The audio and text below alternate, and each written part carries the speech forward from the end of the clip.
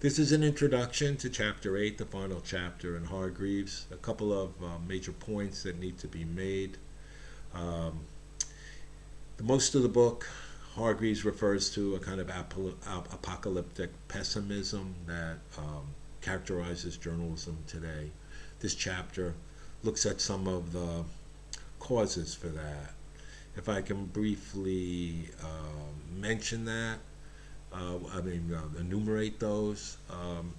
They would be that one, the mainstream traditional print-based media, what's sometimes called the legacy media, did not take seriously enough the digital sphere as it began to rise over the horizon, and now find themselves displaced by that. Excuse me,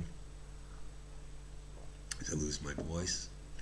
Um, One of the results is that there's no the financial basis for journalism has become increasingly shaky.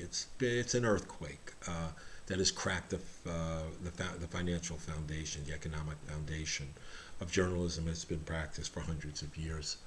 Um, and We can see that most Americans get their news from Facebook and Google, and that's even though um, neither neither organization, neither company employs any journalists. What they do is aggregate, they gather um, headlines and stories, videos from actual news organizations who are not compensated for that.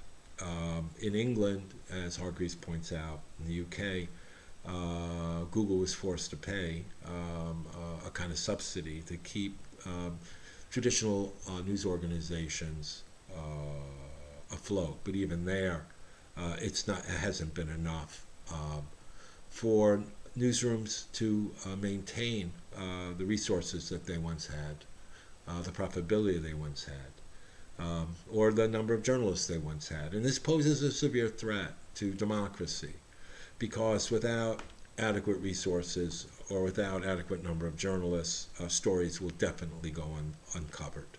And enterprise reporting, in-depth investigative reporting, will likely be left undone.